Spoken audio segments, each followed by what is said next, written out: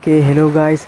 Okay, so I am came back for a lesson, but this is not a lesson, but this is only words combined. The meaning is very deep and it is very beautiful.